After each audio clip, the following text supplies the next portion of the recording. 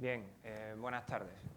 Con la puntualidad española que nos caracteriza, empezamos la sesión de la tarde que la hemos articulado en el formato de mesa redonda.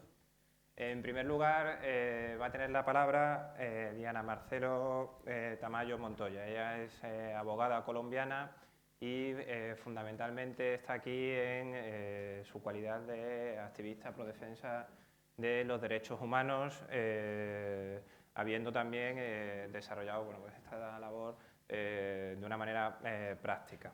Ella ha realizado trabajos de asesoramiento legal en cuestiones humanitarias y su intervención va a versar sobre esta cuestión, sobre cuestiones humanitarias en conflictos, con especial referencia al conflicto colombiano. Así que agradeciéndola que se encuentre entre nosotros, tienen la palabra por un periodo de 20-30 minutos aproximadamente.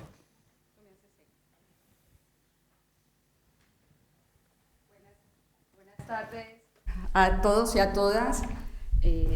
Saludo a mis compañeros de la mesa. Nos proponen para esta mesa abordar el tema de la crisis humanitaria y el posconflicto en Latinoamérica. He de advertirles que hablar de Latinoamérica en 30 minutos es imposible.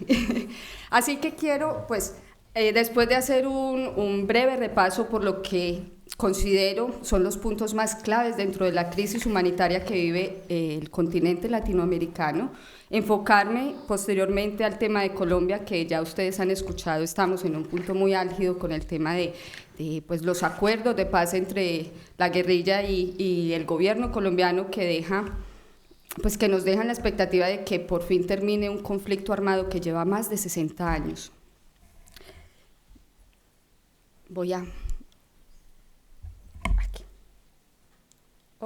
Ahí está. Muy bien. Latinoamérica. No me pasa. Voy a necesitar asistencia aquí porque no. Ya, ok. Gracias. Latinoamérica, pues un continente, 29, estamos hablando de 21 países, 9 dependencias, con unas diferencias políticas pues marcadas entre cada país, pero con elementos comunes que quiero destacar y que nos van a ayudar a hablar y a entender la crisis humanitaria de la región. Uno de ellos es el conflicto agroalimentario. En la región en este momento se considera que hay hambrunas grandes, que se está perdiendo la soberanía en el tema de alimentación y que está provocando impactos importantes en la población. También en la región hay conflictos territoriales que no tienen la envergadura de conflictos o enfrentamientos políticos entre países que se han ido resolviendo con la diplomacia, conflictos como Nicaragua y Costa Rica, que no tienen pues como una envergadura de guerra que preocupe en el tema humanitario. Por el contrario, sí preocupa y es un causante de crisis humanitaria el tema medioambiental. En este momento, luego les mostraré en otro mapa, en Latinoamérica, según la oficina OCHA, la oficina que atiende los asuntos humanitarios, la Oficina de Naciones Unidas, habla de una crisis humanitaria en Latinoamérica provocada por las catástrofes naturales. Y desde luego que un elemento muy común, especialmente en Centroamérica, es el conflicto que producen las migraciones, grandes movimientos de población dirigidos hacia las fronteras con Norteamérica, huyendo de la violencia, de los círculos de pobreza de la región, están viviendo en esa frontera una grave crisis que merece toda la atención, tanto de todas las oficinas de Naciones Unidas, especialmente pues se necesita la presencia activa del ACNUR en esos espacios. La premisa de que en América Latina existe una emergencia humanitaria compleja, así como lo detallan en en los textos de derecho internacional humanitario, pues nos hace referencia a que en la región hay una violación masiva de derechos humanos, que coloca a la población pues, en una situación, a la población civil en una situación de vulnerabilidad. En el mapa que les muestro en la diapositiva, van a ver, este mapa lo hemos sacado de OCHA, de la Oficina de Naciones Unidas para Asuntos Humanitarios, y muestra en este momento cuáles son las emergencias que están activas en la región como consecuencia de hechos naturales. Entonces tenemos en Ecuador todavía la emergencia que se vive por el terremoto, que fue en abril de este año. En Centroamérica, el fenómeno del Niño, que es un fenómeno de sequía, está provocando una hambruna tremenda en la región. Tenemos también pues, la situación que todavía vive Haití después del terremoto y que sigue la población viviendo en campamentos y todavía con muchas dificultades, especialmente con una epidemia de cólera que preocupa en la región. En Chile también en este momento hay una emergencia activa por un volcán que está como en activo. Eso en este momento hace que la región esté en miras de la atención humanitaria, pero específicamente con efectos de catástrofes naturales. Ahora el otro factor que les decía que ubica a la América Latina en una situación de crisis humanitaria es la grave violación de derechos humanos en la región, de la que entonces prefiero ocuparme de ahora en adelante.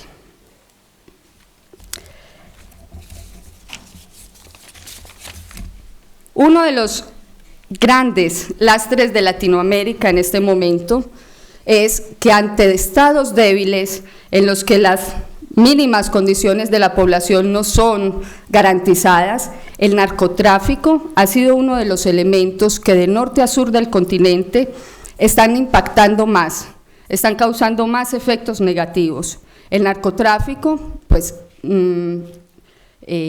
permea todas las estructuras de la sociedad. En el mapa que les muestro en la diapositiva, se ven las rutas, con flecha negra, las rutas que de Latinoamérica salen hacia los países europeos y norteamericanos. Ese problema de narcotráfico, con todo lo que ha generado en las poblaciones de México, Colombia, Bolivia, Centroamérica, han puesto en evidencia la necesidad de una seguridad en la región. Bien, la seguridad que se ha pedido o que se está llevando a la región ha sido implementada mediante planes o programas principalmente propuestos desde Washington, desde Estados Unidos, cuyo principal preocupación es que Latinoamérica siga invadiendo el mercado de narcotráfico del país.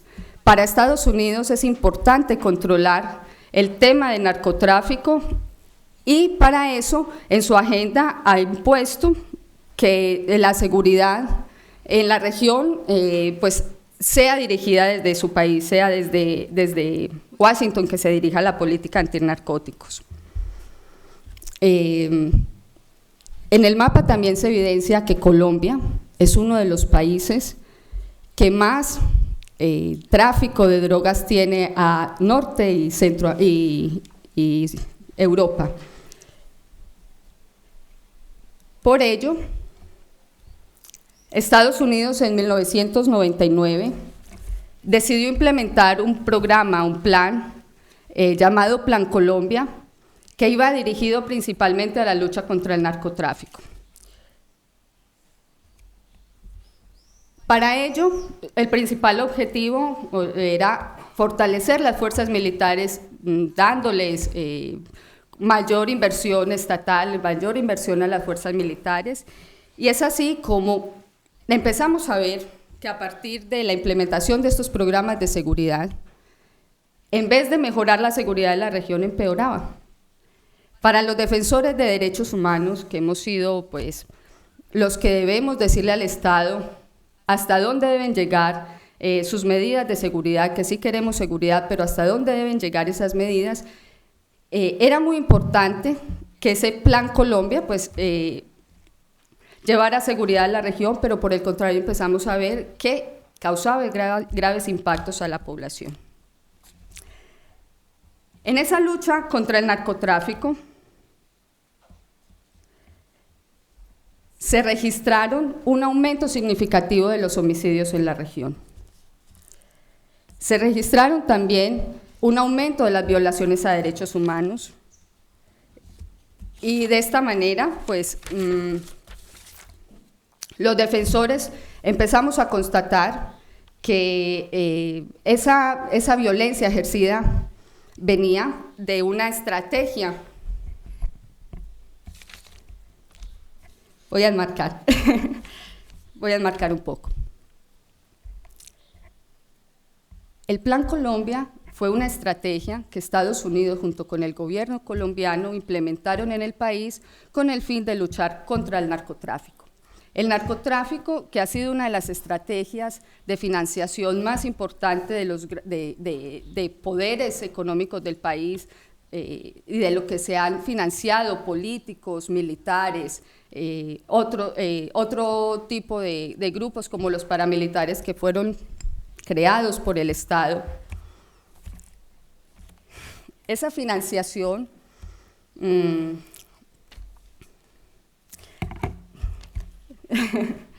disculpen, estoy un poco bloqueada. Voy a volver a... Disculpen. Son tantas cosas. Retomo. Reconocemos desde las organizaciones de derechos humanos que el Estado tiene la obligación de imponer seguridad en la región, de imponer, de hacer todas las medidas necesarias para que en el país pues, mejoren la situación, mejore el orden público. Sin embargo, para los defensores de derechos humanos, esa forma, el Estado no puede actuar ni de cualquier forma ni hacer todo. Es decir, se necesitan límites a ese ejercicio del poder estatal. Y para eso estamos los defensores de derechos humanos. Cuando el Plan Colombia fue implementado en el país, ese plan empezó a demostrar que la estrategia de seguridad no era una estrategia adecuada para atacar los problemas del país. Empezamos a ver que los grandes impactos eran que el ejército estaba cometiendo desapariciones forzadas, estaban desplazando a la mayor parte de la población, porque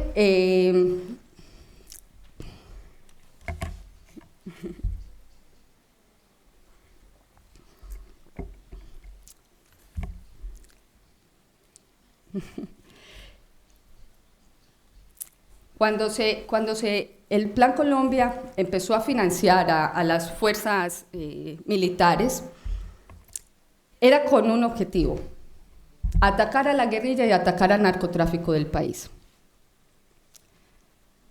Sin embargo, periódicamente Estados Unidos pedía pues cuentas al gobierno colombiano de qué se estaba haciendo con esa financiación. El gobierno colombiano presentaba cifras muy interesantes. Por ejemplo, presentaba que desde 1999, que se había implementado el Plan Colombia, los homicidios se habían reducido notablemente. También se habían reducido los secuestros, el país estaba más seguro. Se habían reducido pues, un poco los crímenes organizados, de la delincuencia organizada. Sin embargo, Estados Unidos, y también se había atacado a la guerrilla pues había perdido grandes efectivos, que ese era uno de los objetivos de Estados Unidos. Para Estados Unidos, la guerrilla, al tener contacto con el narcotráfico, se habían convertido en una amenaza, pero también, y les cambiaron, o empezó la lucha terrorista en Colombia, a la que se llamó, a las FARC se le empezaron a llamar terroristas.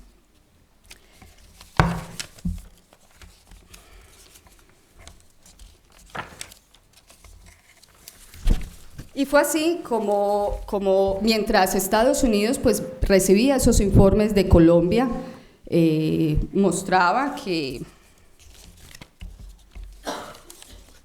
No me ha salido.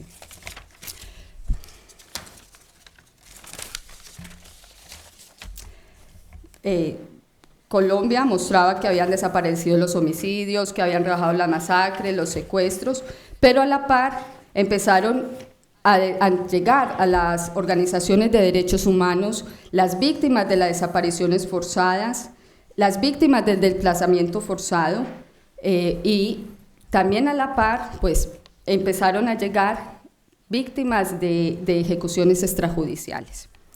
¿Qué son las ejecuciones extrajudiciales? Cuando la lucha contra insurgente se propuso acabar con las guerrillas en el país, se tenía estimado que en ese momento habían 32.000 guerrilleros y paramilitares en el país. 32.000. Durante el Plan Colombia, entre 2002 y 2008, el gobierno colombiano reportó 114.259 combatientes dados de baja, o que habían sido capturados o que habían desertado de los grupos armados. ¿Qué quería decir eso? Si se estimaba que la guerrilla eran 17.000 hombres, que el Estado presentara 32.000 personas, 114.000 personas dadas de baja o capturados o desertados, pues lo que quería decir es que la guerrilla la habían acabado 3 veces.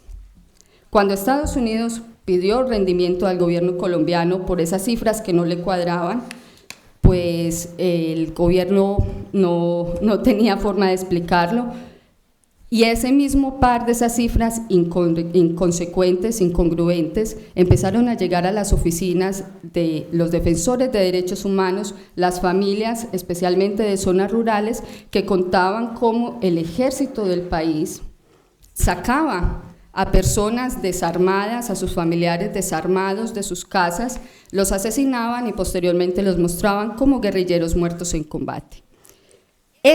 Así fue como las organizaciones defensoras de derechos humanos empezamos a documentar los casos de ejecuciones extrajudiciales, que las ejecuciones extrajudiciales son asesinatos por parte de la fuerza pública, y empezamos a darnos cuenta, y así lo mostramos pues a todas las instancias internacionales, que esas personas que el Estado estaba mostrando como muertos en combate en realidad se trataban de campesinos que habían sido asesinados pues sin ninguna confrontación armada y sin estar ellos armados. ¿Y por qué hacía esto el ejército?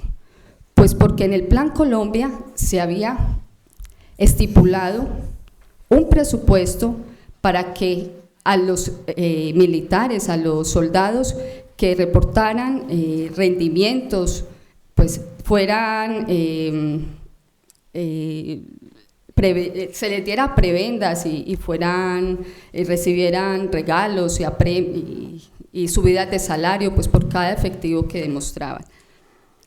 Fue así como Estados Unidos pues vio que el Plan Colombia no había sido tan efectivo. De hecho, desde 15 años después, pese a los esfuerzos del Plan Colombia, de toda la inversión, la guerrilla sigue activa, el narcotráfico sigue activo en la región, y en realidad los únicos que han perdido pues es la población civil, que son, como dicen todos los informes de Naciones Unidas, los que ponen el 80% de las víctimas dentro de todo conflicto. A partir de los diálogos con las FARC, las cifras que los defensores de derechos humanos estaban mostrando de ejecuciones extrajudiciales, de desapariciones forzadas, pues empezaron a ser institucionalizadas, se creó un sistema de registro único de víctimas que da cuenta de que 7.8 millones de personas en Colombia han sido víctimas del conflicto social y armado. De esas 7.8 millones, el 78% son víctimas como consecuencia del Plan Colombia. De todos los análisis que se hubieran podido hacer sobre Colombia, del conflicto social y político, de los actuales acuerdos, decidí hablar de la estrategia implementada por Estados Unidos llamada Plan Colombia, porque muestra muy claramente cómo una propuesta de seguridad en una región, sin tener en cuenta las causas que originaron un conflicto, pueden y suelen empeorar la situación en el país. En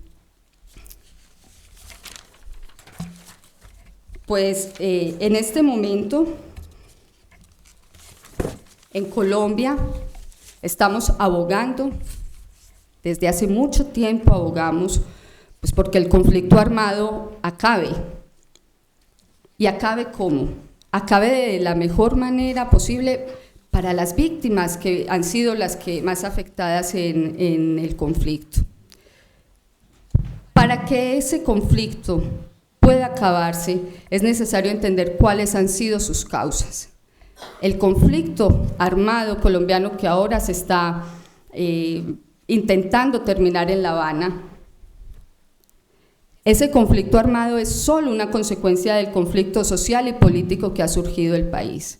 Es decir, el conflicto armado no es una causa de la crisis que vive el país, es apenas una de las consecuencias que se han manifestado de ese conflicto social, y digo conflicto social porque en Colombia por mucho tiempo la desigualdad, la pobreza, la falta de oportunidades han sido caldo de cultivo para que esa inconformidad de la población se exacerbe, se polarice y llegue hasta la manifestación armada.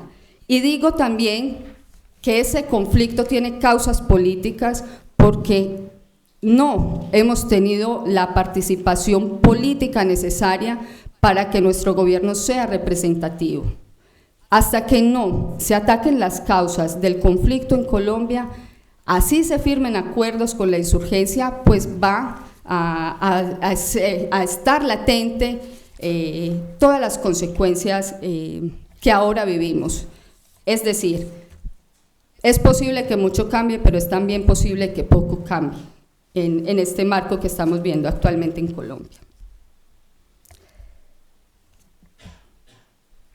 Quiero aprovechar para hablarles de cómo, desde mi visión de trabajo como jurista en Colombia, de acompañamiento jurídico a las víctimas, cuáles son las exigencias que las víctimas piden que se tengan en cuenta en esa mesa de diálogo entre la insurgencia y el Estado. Uno de esos puntos importantes para las víctimas es que se resarza a las víctimas del desplazamiento forzado. Como lo dice el desplazamiento forzado, pues es la expropiación de las tierras de los campesinos, porque los más afectados por los desplazamientos forzados son las zonas rurales, los campesinos, quienes han sido despojados de sus tierras que posteriormente han pasado a propiedad de grandes latifundistas, en territorios en los que actualmente se están dando grandes megaproyectos, muchos de ellos pues financiados y asentados por multinacionales, muchas de ellas españolas. Y esos campesinos que esperan que en ese diálogo entre las FARC y el gobierno pues se lleguen a acuerdos que permitan a las víctimas obtener alguna reparación, esos campesinos exigen la restitución de sus tierras, con unas dificultades muy grandes, y es que la ley colombiana en su momento amparó a quienes en este momento ostentan la propiedad de la tierra de manera ilegal. Es decir, para esos campesinos va a ser difícil esa restitución de tierras que en este momento están en manos de actores armados que aún perviven en el país.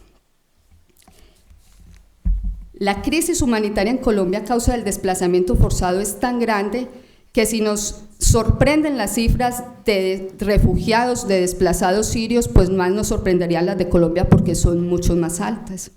En este momento, ACNUR coloca a Colombia como el país con más desplazados del mundo. Pese a ello, pues América Latina parece haber perdido interés dentro de las agendas internacionales. En el último encuentro en Naciones Unidas, pues donde se habla de la atención a la crisis humanitaria, ninguno de los países del G7, bueno, salvo Alemania, ni ninguno de los países pertenecientes al Consejo Permanente de Seguridad de Naciones Unidas asistió. Y ninguno de los países asistentes pues apoyó que se siguiera manteniendo un presupuesto importante para la atención en ayuda humanitaria y asistencia humanitaria en Latinoamérica, pese a esas cifras que les estoy hablando. Estamos hablando de la región Latinoamérica, que tiene dentro de las 50 ciudades más peligrosas del mundo, 43 están en Latinoamérica.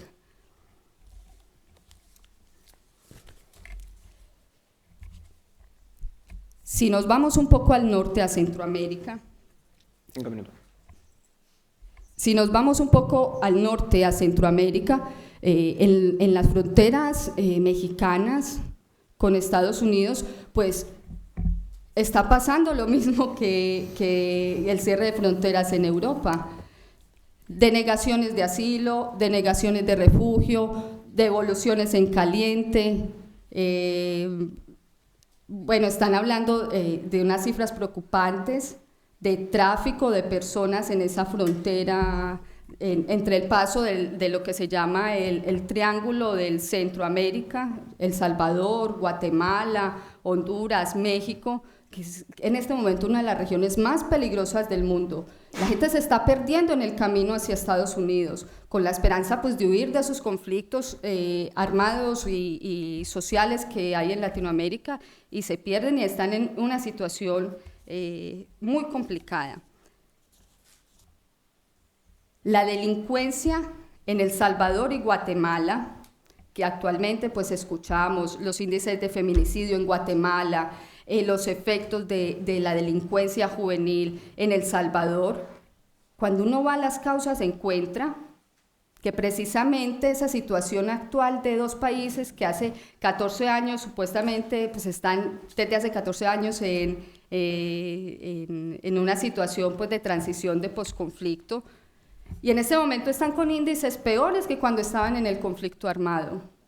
¿Y por qué? Pues las organizaciones dicen porque nos fallamos en el momento de establecer esos diálogos de transición. No fuimos a las causas del conflicto, no luchamos por el esclarecimiento de los hechos, no se hicieron juicios a los responsables de grandes violaciones de derechos humanos, no se restablecieron las estructuras del país, y todo eso ha sido caldo de cultivo para que la delincuencia siga.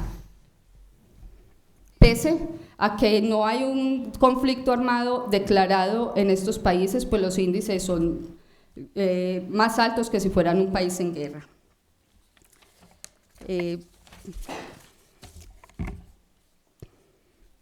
Por último, sí, no sé cuánto tiempo me queda. 3 minutos. Quiero profundizar en cuáles son algunas de las propuestas concretas de las víctimas para que la solución del conflicto armado y social y político en Colombia se dé. La principal de ellas es que el Estado colombiano asuma la responsabilidad de la autoría de la violación masiva y sistemática de los derechos humanos. Ya les decía, Naciones Unidas ha reiterado en sus informes que el Estado colombiano es el responsable del 75% de la violación de derechos humanos en el país, y lo ha hecho usando tanto a sus fuerzas militares como a fuerzas irregulares o paramilitares, que son civiles armados, financiados por el Estado y que son estructuras que en este momento siguen activas y que se espera pues, que el gobierno se responsabilice del hijo que parió y que dejó crecer y que ahora parece imparable. También las víctimas proponen el reconocimiento de las causas y consecuencias de la impunidad. Durante todo este tiempo, las leyes de Colombia han sido desconocidas o amañadas para que generen impunidad. Para los juristas es muy difícil trabajar en ámbitos como Colombia porque la impunidad es muy alta, estamos en un índice de 97%, es decir, que llevar un caso a los tribunales y que podamos lograr la condena de un responsable de violación de derechos humanos es difícil. Casi que la única esperanza que tenemos en la región es el Sistema Interamericano de Naciones Unidas. Tenemos a la Comisión Interamericana, tenemos a la Corte Interamericana que cumplen un papel en la región como lo cumple el Tribunal Europeo de Derechos Humanos pues en Estrasburgo, y lamentablemente ese sistema interamericano pues parece tener muchos enemigos, porque el presupuesto incluso para el sostenimiento de la Corte, de la Comisión, se ha disminuido, y para nosotros como defensores ha sido muy poco alentador ver que la única estructura que hemos logrado tener en la región para lograr la declaración de responsabilidad política de los estados pues ha sido en los tribunales de la Corte Interamericana. El otro punto de importancia es el reconocimiento de las causas políticas y sociales que dieron origen al conflicto armado. Como les decía, no hablar del conflicto armado como una causa, sino como una consecuencia de ese conflicto social y político. El tema de la restitución de tierras, que es el punto neurálgico en Colombia. Tenemos a millones de personas que han sido expropiadas de sus tierras y que no tienen en este momento un lugar para donde volver y sueñan con volver y siguen trabajando para que se les restituyan sus tierras.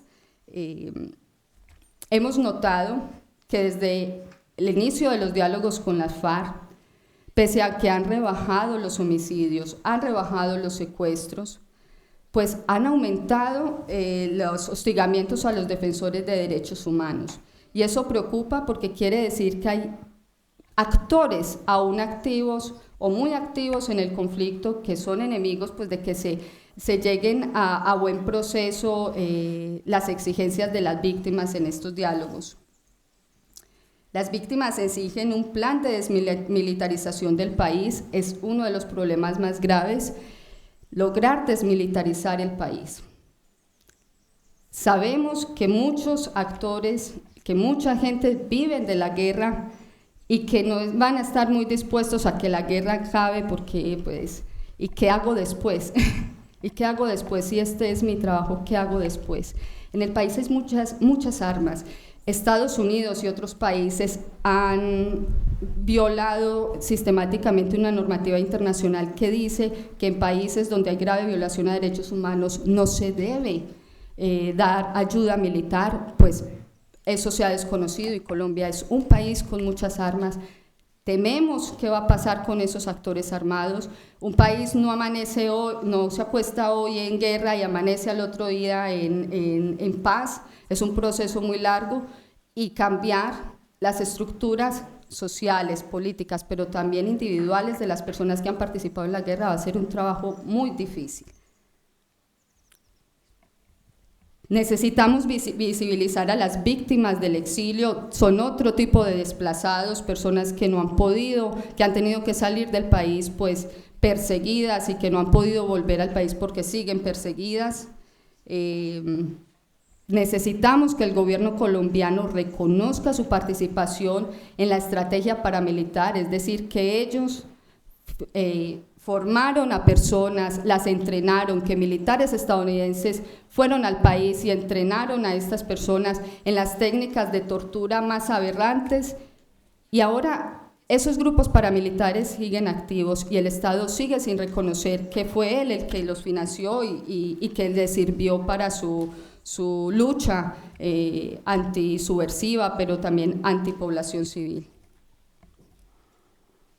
Las víctimas no se mueven de 3 postulados que son derechos de las víctimas reconocidos a nivel internacional, las garantías de verdad, las garantías de justicia y las garantías de reparación.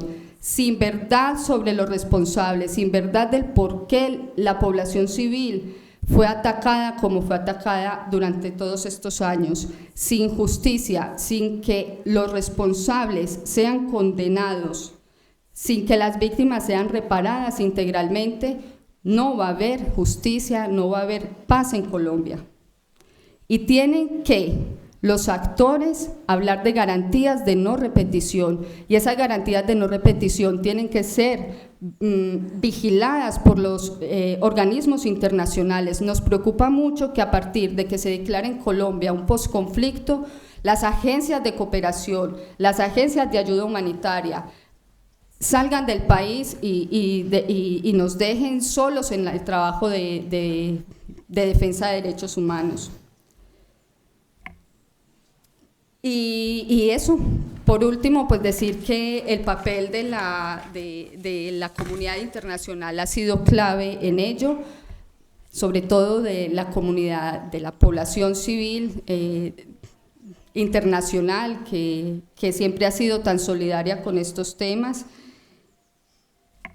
Y terminar con una frase muy especial de un defensor de derechos humanos en Colombia. A ver si la encuentro. Que habla mucho acerca de lo difícil que va a ser para 3 generaciones que hemos vivido en guerra, restablecernos, volver a confiar en nuestro Estado, volver a restablecer nuestros lazos y tejido social. Es una tarea que estamos dispuestos a hacer, necesitamos solidaridad, pero va a requerir tiempo y apoyo. Pues nada, muchas gracias.